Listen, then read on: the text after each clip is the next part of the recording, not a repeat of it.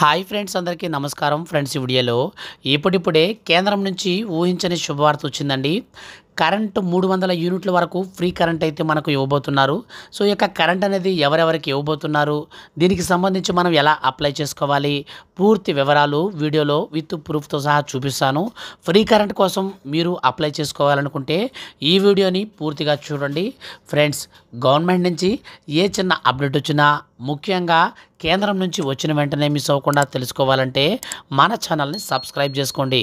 ఇక ఏమాత్రం ఆలస్యం చేయకుండా టాపిక్ని స్టార్ట్ చేద్దాం. ఫ్రెండ్స్, మీరు క్లారిటీగా స్క్రీన్ పైన కూడా చూడొచ్చండి. మనకు ఒక నోటిఫికేషన్ అయితే వచ్చింది.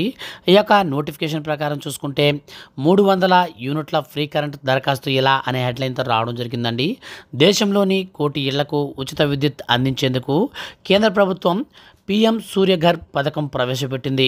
ఒక్కో ఇంటికి 300 యూనిట్ల వరకు ఉచిత విద్యుత్తును ఈ పథకం కింద అందివ్వనున్నారు. ఇందుకోసం పీఎం సూర్యఘర్ .gov.in అనే వెబ్సైట్లో దరఖాస్తు చేసుకోవాలి.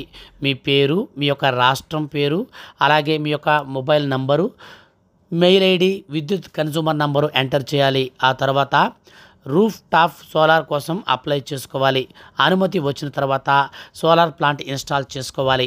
ఈ విధంగా మన యొక్క కేంద్ర ప్రభుత్వం సూర్యఘర్ అనే పథకం ద్వారా ఎవరైతే దరఖాస్తు చేసుకుని అప్లై చేసుకుంటారో వారందరికీ కూడా అనుమతి వచ్చిన తర్వాత 300 యూనిట్ల వరకు ఉచిత కరెంట్ అయితే అందివ్వడం జరుగుతుందండి.